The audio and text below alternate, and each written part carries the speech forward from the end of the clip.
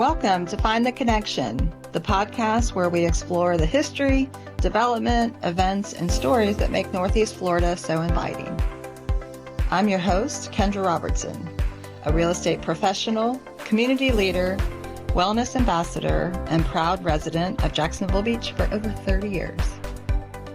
In each episode, we'll dive into the stories of the people that are making a difference, both at a local level and nationally.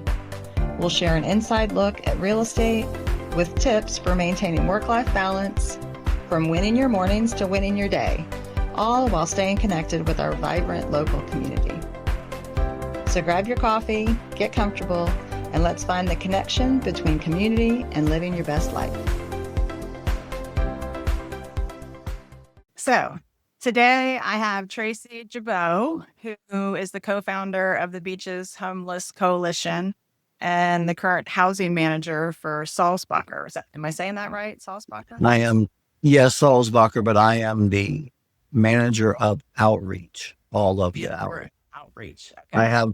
I also manage a social services bus that we bring to the beach and we take it all around Duval County. So Sulzbacher, explain that. Explain what that center is. Sulzbacher, this year they will be 30 years. I've only been there for 2 years. I'm not exactly an expert because it is very large. We have a women's campus downtown in Springfield with housing, with doctors, with a culinary arts class. They also have a daycare. And then we have the men's campus, which is right behind the jail downtown. There we have medical, all medical, whether it's vision, dental, psychological. And then we have a day shelter where people go in every day and they're able to get out of the elements. They get fed twice a day. We also then have, on the same property, we have what is a respite. So say you have a homeless person that gets their leg amputated. And instead of the hospital having them take that bed at the hospital, which is very expensive, they then will then send them to us and they will pay us to keep them in like a wing. So it's only medical people in there. We also have a shelter, about 100 beds in there. We also partner with JFRD. They have a PAT program now to help with the homeless. So we have 10 tiny homes, and those are dedicated to people that really don't have a place, even in the shelter organizations. I think the gentleman that's there right now that's been there the longest he's been homeless in Jacksonville for 27 years. Wow. I believe it is 7 right now out of the 10, there's an average of 17 years. And majority of these people we're talking mental health, drugs, alcohol, physical ailments. Got a gentleman that doesn't have any legs and they're in wheelchairs, and there's really not a place for them to go. I'm trying to think of what else we got there. We have a full medical. We partner with Goodwill. My office is in the Goodwill building there, and we do a lot of employment through them. So that helps get them a job. Is that what you mean? Yes. And then one of the other things it's called a CHOP program. So if you have a homeless person that gets a citation for something that they wouldn't be arrestable, they'll set up a court date. And then in the Goodwill building, we have computers set up where the homeless can basically go to court without going to court. And then it's like there'll be 20 of them all lined up, and they just go one after the other and deal with their case, which I would imagine saves time and money and energy over at the courthouse. And through that, they get, if it's substance abuse, we have people that are on site for that. If it's mental health, we have that. Let me think of what else. I'm probably missing a bunch of stuff. How is that funded? Is that a nonprofit? Oh, yes. Oh, yes. Yeah. We're just opening up. We're going to be closing that property, and we're going to be opening up a new one. They have raised, I want to say $50 million. And it's basically going to change the whole concept of having a day shelter. We're going to be more of housing, like an apartment. Okay. So I'm not exactly the person to be speaking on that. I'm new, but yeah, all of it is nonprofit. Where do the mission houses pull into that? There's one at the beach. There's one downtown. No, there's only one at the beach. There's only one mission house. I was downtown Jackson today. I passed like Trinity Mission House or something. Trinity is also a nonprofit. It is I believe, a Christian based. They do the same thing as far as a shelter, but it's, yeah. So yeah, Mission House at the beach is a standalone. Okay. And they do not do any overnight sheltering. So the Beaches Homeless Coalition, you co-founded that with Ellen Glasser. How did that come about? Me and Ellen just became friends through my passion at Donner and Jordan Park. I've been involved over there. I run the toy drive every year. For the last 3 years, I've been involved with the toy drive, probably 15 years when I worked at Vineyard Church. So basically got to know her through working with the city, and then became friends. And then I basically tugged on her heartstrings. And once you get around me and spend any time, I'm going to hook you. It's my gift. And then once you come to a cold night shelter or a compassion night or a hurricane shelter, and you start meeting people and loving on people, it changes your whole view of the situation. And that's how that started. I think I'm guilty of stereotyping the homeless in the sense that I always thought it was people being off their meds or this or that, but Yeah. it really is much more than that. And Yeah.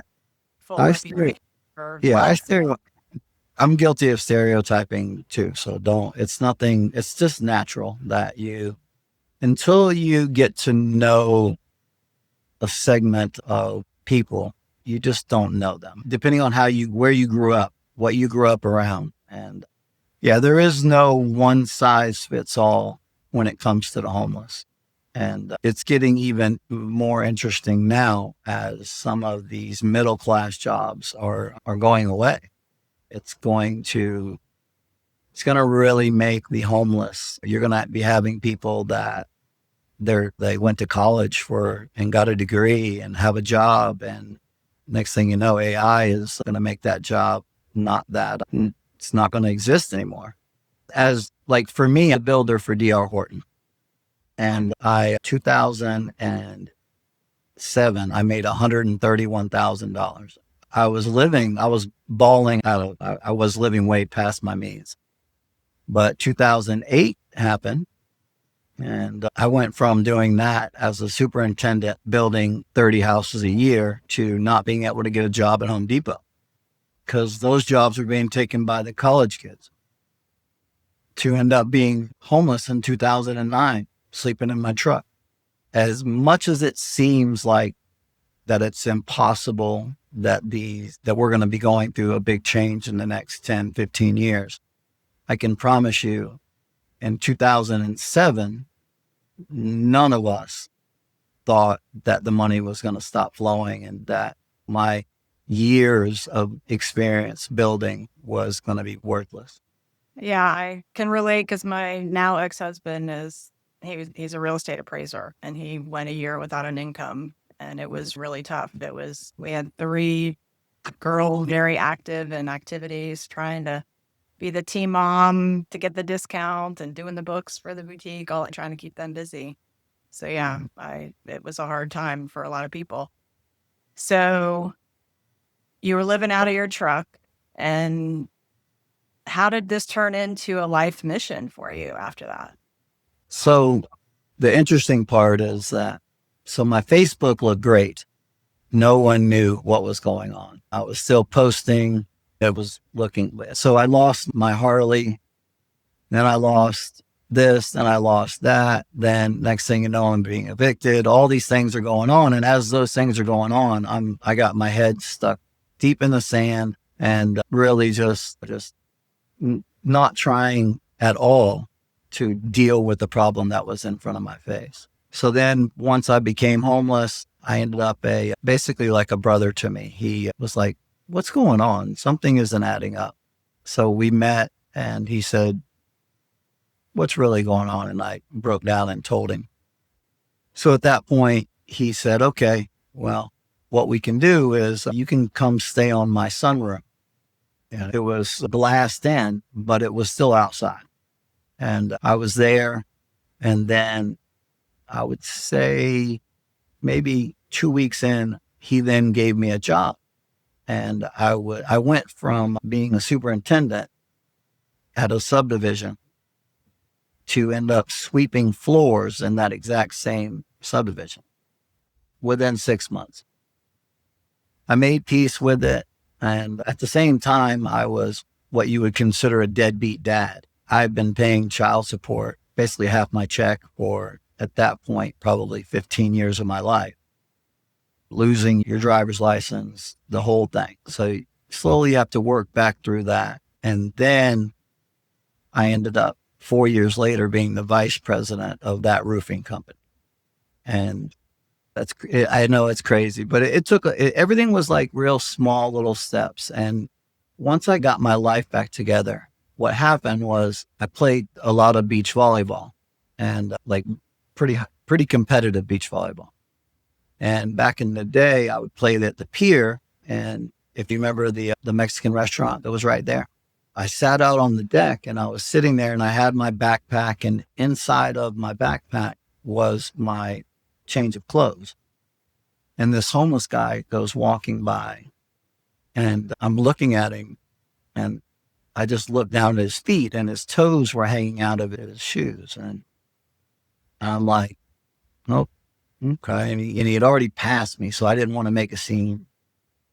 And I made a little smart remark to God. And I said, all right, if he comes back, I'm going to give him, I had leftovers. I'm going to give him my leftovers. And if he is a size 10.5, I'm going to give him these shoes that are in my backpack. The funny part about it, I'm a shoe guy. Jen will tell you. My name, my son, Jordan. I have a Jordan tattoo. So I had a pair of Jordans in my backpack. And the guy came back. So I start with the food and I'm comfortable. I'm like excited to give him the food. I didn't want to give him my margarita. I had that too. And he gets there, he does that, blah, blah, blah. And I was like, hey man, what's up with your shoes? He said, man, I just need a pair of shoes. Man, I need a pair of shoes. I said, all right, what size are you? He said, 10.5. I didn't want to do it. And I have a rule. I always have a very hard rule. How do I know that it's God and it's not me? It's easy when I don't want to do it. That's a good, right? Yeah. It works every time. Every time I apply it, it works. So I did that. Everything did good. So what do?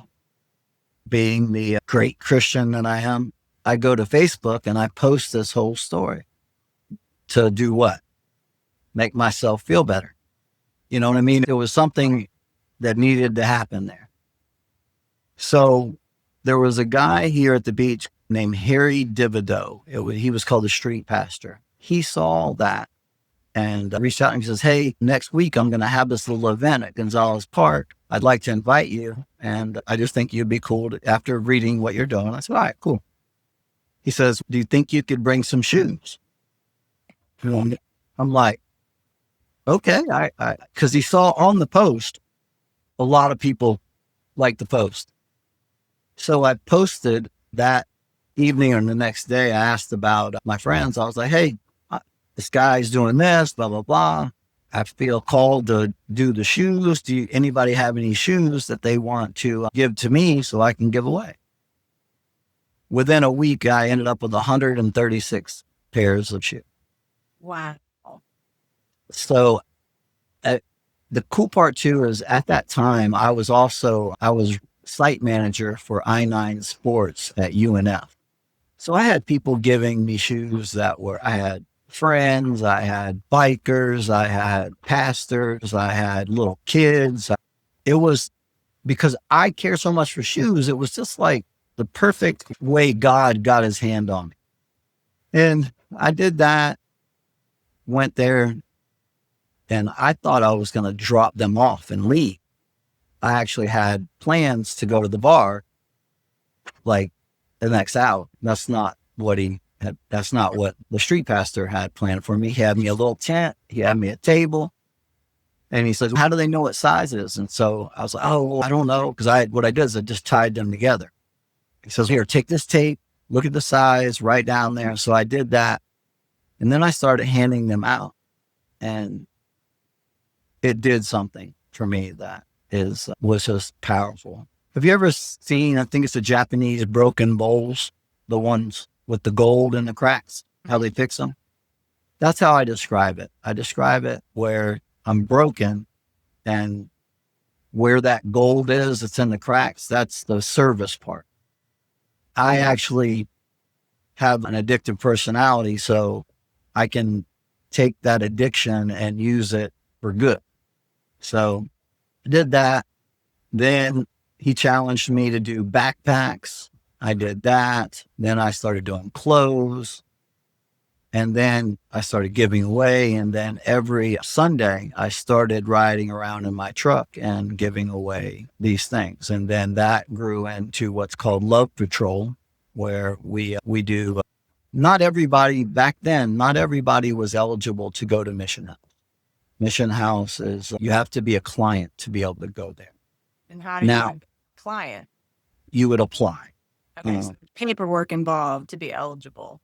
Yes, but back then you could only be a client for 6 months, and then you would be not eligible for 6 months. So the problem at the beach is that everybody sleeps outside every day. And I can promise you that if you came to me right now and you had all of your documents, everything was in line, I would be lucky if I could get you into some type of housing in 6 months. So just by no fault of anyone, Mission House or anybody else, the program was just set up. Not really, for me, what it was set up to do would be to get you into some of the programs in town. You know what I mean? That's how it looked. Now it's not that way. As long as you're making progress, as long as you're trying, the only thing that would get you kicked out now is some type of violence or things like that, which to me, Mission House is in a great place right now. But so you were hitting the people that weren't eligible at that point. Correct. I was loving on the people that were definitely the least of them. And for me, in a religious context, Matthew 25:31-46, that's the least of them is God. So I got a chance to love on the secondhand citizen of the homeless secondhand citizen, which was even more fun because they just weren't prepared to be loved on. They were shunned. They were definitely like the gentleman we were speaking about earlier. He doesn't even fit in their society. So, and I think that's the reputation you have, is that you're hugging them and you're saying, I love you, and checking on them. And that must feel so good to that community in so many ways. But honestly, I get more out of it than they do. I mean, I promise you that I am doing this for selfish reasons. Does that make sense? Yeah. It is somehow, this is God. I have the perfect set of tools. Like I tell people all the time, I'll talk to kids and talk to people about, you have a toolbox. And if like an officer, if all he has in his toolbox is a hammer, then the only thing he comes across is a nail. So as we start having these relationships with officers and we start giving them resources and we start showing them how that they can interact and we can do this. And if you call here, we can do that. They'll start doing that. It's because you basically have to give people tools. And luckily or unluckily, when I was homeless, I have all the tools for this job. So is there any kind of rehabilitation type work, like to help them get off the street? Is that a process that's in place or no? Yes, but there's more. So right now in Duval County, depending on who's giving you the information, there's about 2,000 homeless people. There's about 1,000 of them that are in some type of program or in some type of housing. And then there's probably another 1,000 that are on the streets or just sleeping in their cars or doing stuff like that.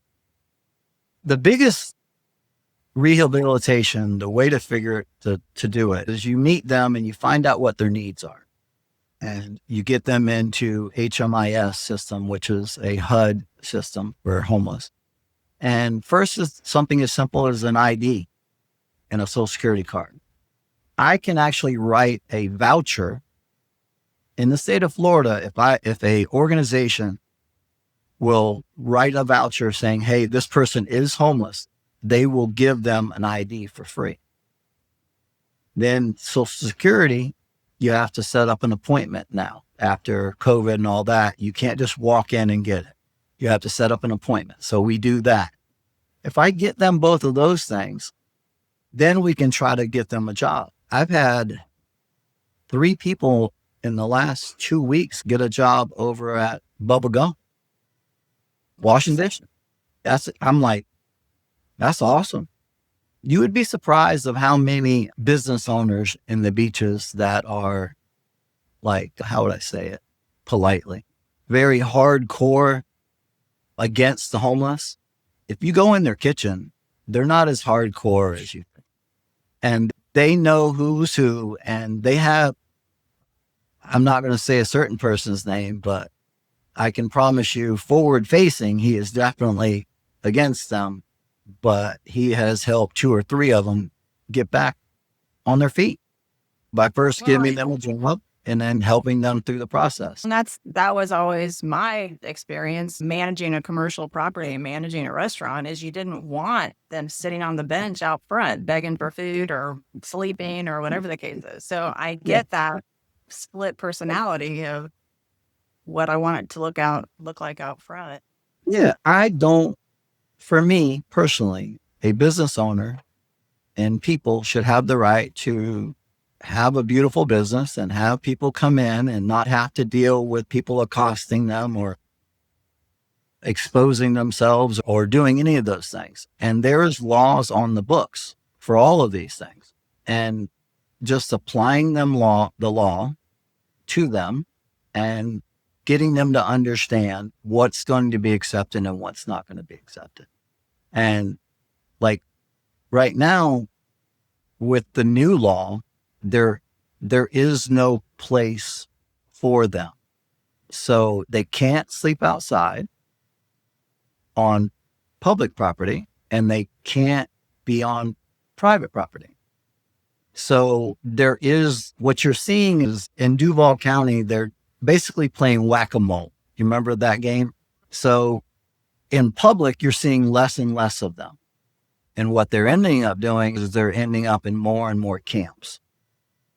And then the camp will get real big, and then they go in and they clean up the camp. And then those camps are normally by people's homes. So it's a catch-22. Yeah, I have a transaction right now that's 5 acres of land that there was a homeless camp. And when it got listed and under contract, that was one of the things we had to do was get them to move on. Yeah. So what normally happens? A lot of the trees getting cleared to keep that camp from happening. Yeah. What I recommend to people that talk to me like about this stuff is first, once you get it cleaned out, go ahead and get with your local, whether it's Atlantic Beach, Neptune Beach, Jax Beach, and give the officer trespass powers. If you don't do that, then he's hamstrung. You have to go there and you have to say it. And then now the officers in their cars, we put together a resource guide. So they can literally meet the homeless where they're at, give them all of the resources, contact someone like me. I will then come over there, meet with them. They usually will give them, say, hey, look, we're going to give you a week to get all of your stuff out that you don't want to lose. But after that, it's going to be cleaned out. The Duval County has an actual team that comes around. It's called the Blight Team. And they'll come and they'll trash everything, get everything out of there. Yeah. Yeah. And these are just things that are happening. And that way because with the new law, if a homeless person is sleeping somewhere and you call the police and they don't do anything about it, I believe it is within 5 days, then a business owner can sue the city. Oh, wow. Yeah. So it's an interesting situation. But then on the same breath, you don't want the officer to violate. If someone is sitting out in front of on the park bench and is just sitting there, just not doing anything, it's not illegal. They have the exact same rights as everybody else. But then you'll get an officer that will be wound tight, and next thing you know, he's running this person off, and then you're in a lawsuit, and now who ends up paying? The taxpayer. Taxpayer pays on both ends of the spectrum. If the city gets sued, the taxpayer. Police officer gets sued, taxpayer. But if the homeless can't sleep in public or in public spaces, so they're either getting caught in public spaces or they're trying to find private spots. Correct. And if they get caught in most public spaces, they'll give them a warning. Then second, they'll give them basically a citation. That means they have to go to court for it. Third, they'll end up arresting them. If they arrest them, majority of the time, they arrest them, they're downtown for a day or two, they're back in 3 or 4 days. And do you know how much it costs to arrest a homeless person per person? No idea. $7,000. What? I'll send you the link. So think about it like this. So the arrest happens. There's the officer. There is the vehicle. There is all of the things that coincide with that. Now, then they transport him. Then he gets down there. Then he gets medical down there. Think of all the jail and every hand that he has to go through. And then now court. Okay. Attorneys, judges. So and this number is not, you can simply Google COJ, $7,000 per arrest average. And think about how, like they said last year, they tried to get about $10 million to try to help with where we're going to send these people. That got cut down to, I think, about $1.5 million. I believe last year they arrested, I forget the exact number, but it ended up being like $6 million just for the arrest part, and you didn't actually accomplish anything. So you have to. How are you educating people to do things differently? Like, what would you rather see than having them arrested? What would be the path? For me personally, first, we need to figure out, I would say the only thing I'm seeing that's really working right now is the tiny homes. Have some property, have some places, maybe some of these blighted hotels that are around town. There is quite a few. I don't feel comfortable mentioning a certain developer that I coach his kids. We're really good friends, and they tried to get a couple hotels and partner with the city, and it just didn't work because the housing for them, like the normal person to get Social Security and disability is $997 a month. Where are you going to get a 1-bedroom apartment? How are you going to live? Like the math does not math. So we have to figure out a way to have it. And these aren't even the drug addicts. These aren't even the problem childs. These are the 70% of people that are just have really no way back. What if like right now, if you got a job, you were going and you had an eviction on your record, I don't know if you know this, but like the person I was speaking with earlier, you have to first month, last month, and deposit. When are you going to save up $3,500? Right. Where's that? When is that going to happen? And it's not. Pad split has been pretty good for certain people. I would think if there was a way that you could do that, maybe a COJ type pad split, or maybe where you had a large company, like a large nonprofit, like Trinity or something like that. They partner with them and let them have a master lease. So you do the master lease, You're in and charge. then You. yeah, because then you're protecting both sides. And I think that would work, because then if you could get 4 people into a house, now you're talking $600 a month. And that's something that can be done. And you and me both know that there is enough houses in Duval County that are in disrepair that you could do this and manage it. So with your experience of the people, you're trying to help on the streets, have they burned bridges with family? As a society, we've gone from sharing a small home with multi-generation to having the bigger house and nuclear family. Is it just lack of support as well? I would say yes. So growing up in Key West, I grew up around a lot of Cubans. And the one thing that you will find out when you grow up around Cubans is they have at least 3 generations in one house. And that's something that I think is missing from the American culture nowadays. Like the elderly get older and we put them in a home over there. The kids get to be 18, get out.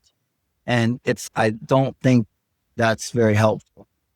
But then a lot of the homeless people that I come in contact with, normally I would say drugs, alcohol, and then they burn bridges.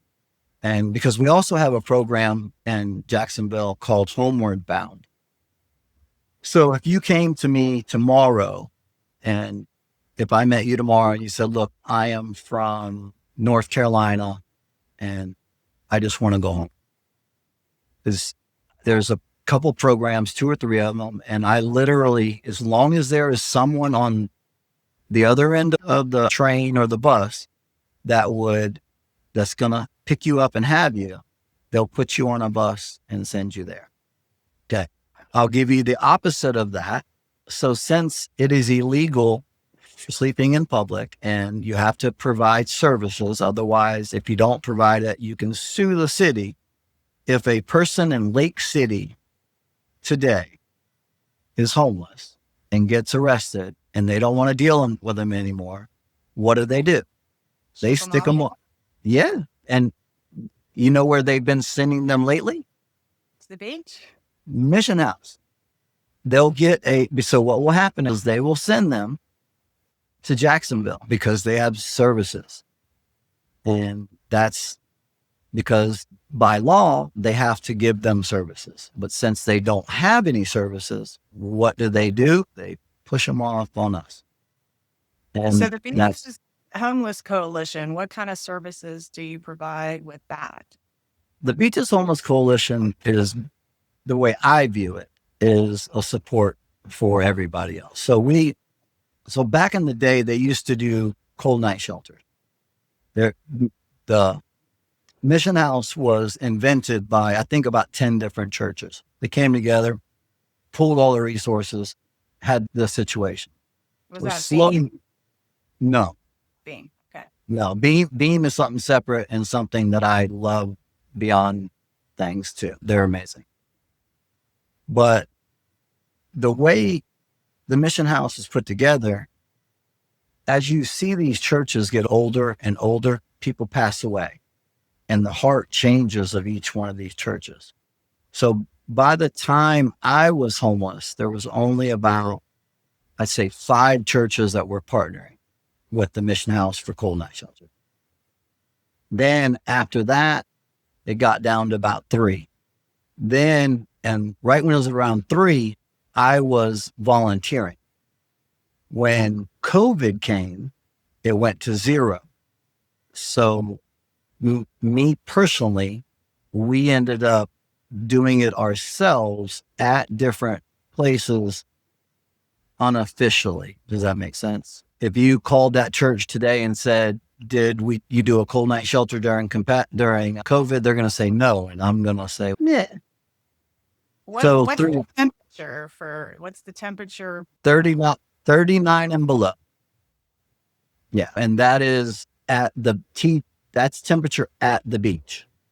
So always keep in mind that it's always going to be about 3 to 5 degrees warmer during the winter and 3 to 5 degrees cooler during the summer.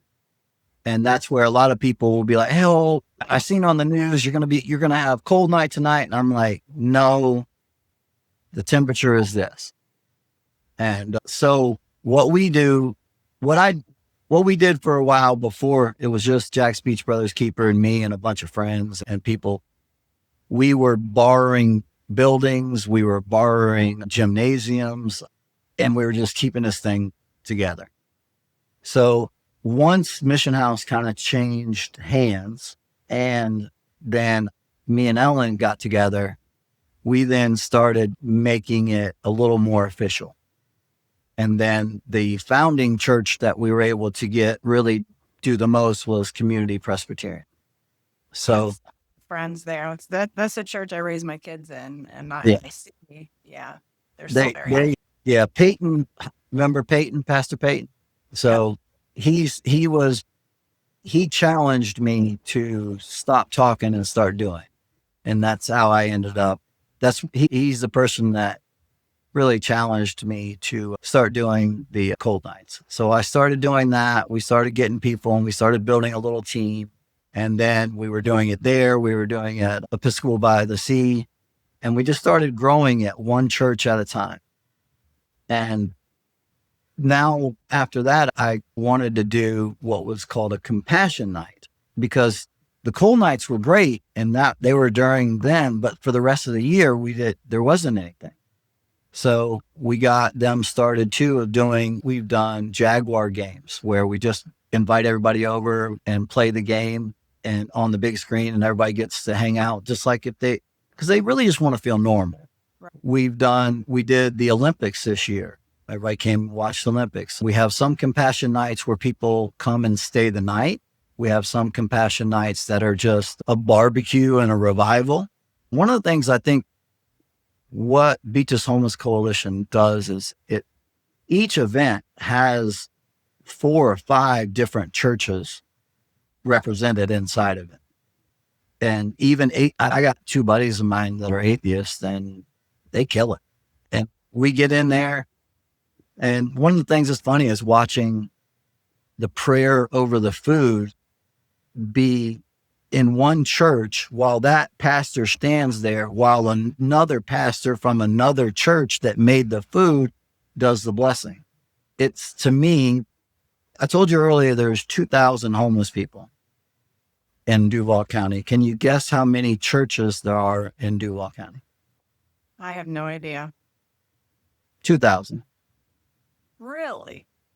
Correct. Just Google it. If each church took in one, I'm not saying it's going to fix the ones that need to be incarcerated, the ones that need to be in a drug program, a gateway, all these things. If every church just decided to go, all right, we're going to take one, this problem would at least cut in half. It really would.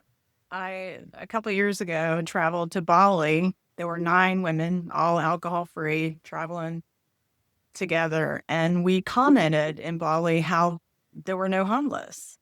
But we went to a local woman's compound, and she explained that it's a family compound. They have it's a huge compound. They even grew their own rice and all that kind of stuff.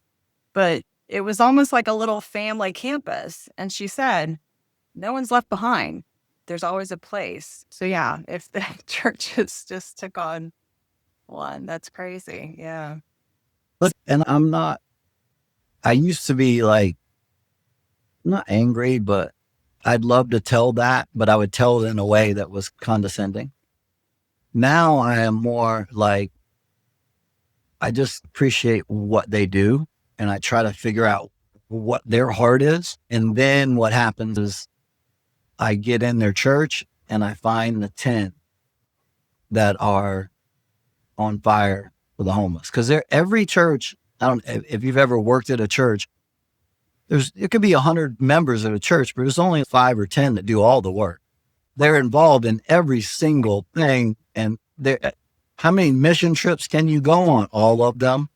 And then we just start bringing them in, and then they then go back to their congregation, and through their Facebook and what they're doing, feel like, oh, I want to do that. And then Beaches Homeless Coalition, to me, can be trusted because no one takes any money. No one's paid for anything. Every single person is a volunteer. And you ask anyone that is a part of us, it costs us money to be a part of this. We all are chipping in. We're all chipping in our time.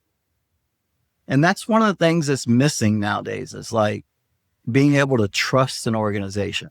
I think that's the other part where, not only giving a person, hey, you can come to this event, you can volunteer. If you give us clothes, we're not going to go sell them. They're going to go here. And that's one of the things that I think Beaches Homeless Coalition do very well. I love that because I think you're right. Sometimes the organization gets caught up in the red tape and the expenses and that kind of stuff. Which you have to run a business. I get you. I got it. That's why it's not going to be a business.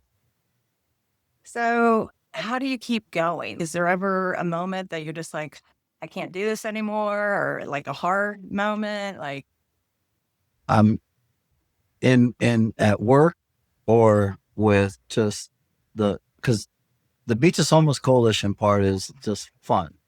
To me, it's just fun. The work side of it is very difficult because when you have a mother with 3 kids just leaving a domestic violence situation and has nowhere to go, and you're scrambling to figure out what to do, and the Hubbard House is at capacity, but then you can't get them into this grant until the Hubbard House does I forget what it's called, but basically an intake to see if they qualify for these other things. It is the most mentally and draining job I've ever had, but it is the greatest. I literally would do this job for free if I didn't need money. I really would. I love my job. So what is a typical day for you? So today I have a social services bus. I don't know if I told you that. On that bus, it has 3 offices. I'm in the middle. I bring everybody in at the intake side. In the back of the bus, we have a young lady named Kendra. She does Social Security and Disability. So that's one of the other things, like if you have someone that needs to get their Social Security and Disability, I don't know if you know anybody who's tried to do it on their own, but it sucks. And then I can imagine not having a computer, printer, an address. How about having all of that and just being able to navigate it? It is horrible. So if they come on the bus and get with her, she will literally hold their hand from the beginning all the way through. And then on the front of the bus, I have a young lady from Changing Homelessness. She does the housing side of things. My job is to love on people, figure out what they need, whether it is food. Like I have all the resources within 10 feet of myself. Today we were at Mission House. We actually had a large meeting this morning at 9. Beaches Community Fund. You've heard of them? A funding source. They came out and did a site visit. And then we saw 18 clients today. And then once we were done with that, we then headed all back into town to be able to, she had some clients she had to follow up with. She had one she had to take. So when she gets them on the Social Security side and the disability side, they have doctor's appointments. How are they going to get there? We have a little Toyota Prius that she takes them to. And then I had a meeting. I'm going to be speaking next week to 96 graders at Episcopal High School. I used to coach there back in my last year was 2003. So I coached at Episcopal, as crazy as that sounds. I'm so old that I coached the athletic director when he was in ninth grade of Episcopal. You're still with I-9? No, this season, the kids that I coached in I-9, they have all moved on and they're doing tackle football at Fletcher and doing stuff. So what I'm going to be trying to do next season, what I do is I start with the 5-year-olds and I just keep going with the team. Oh, okay. So I end up having kids. I got kids that I coach that are now in their 30s. So it's just fun. But meeting with them, then I go and I meet with city officials. If the police call, I'll go to different things. I come in and sit down and speak with you.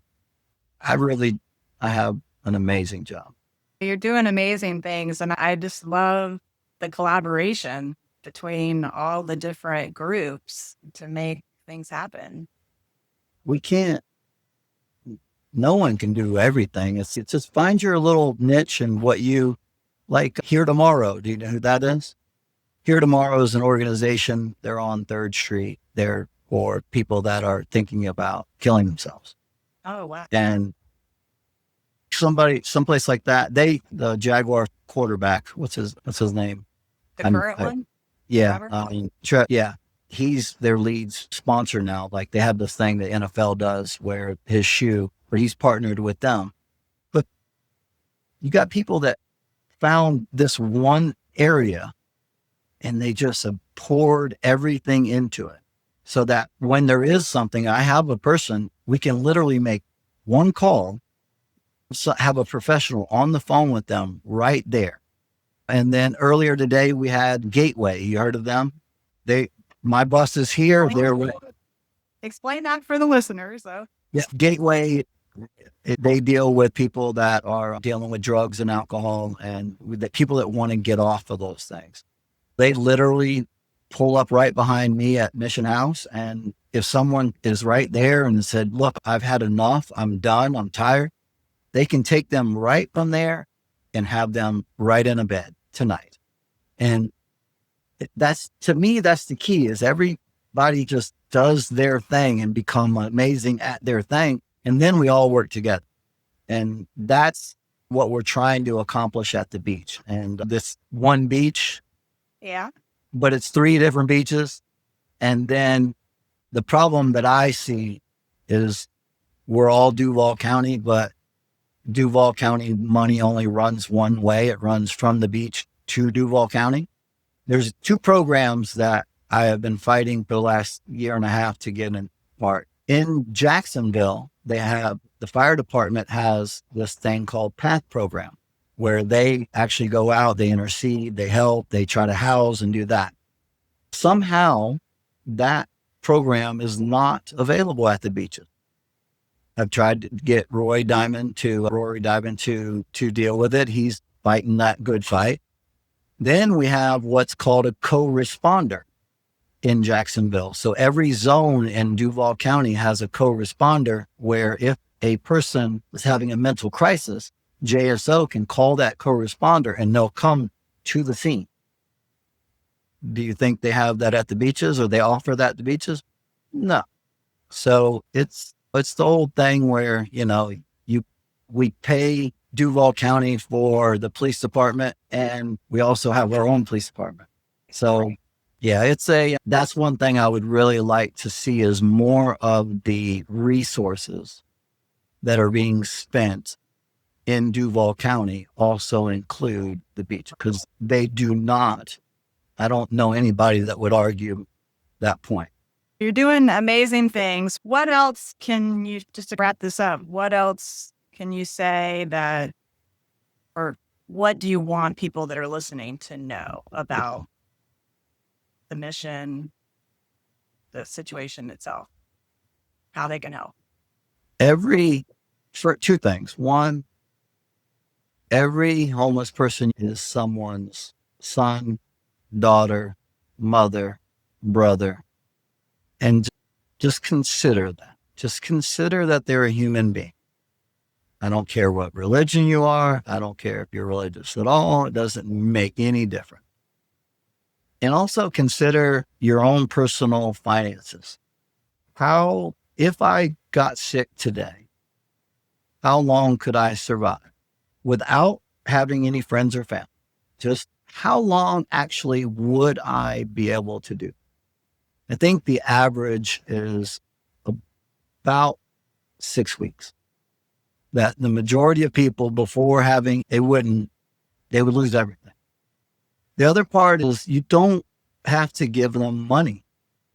How about stopping by your local McDonald's, buying maybe $5 gift cards, stick them in your car?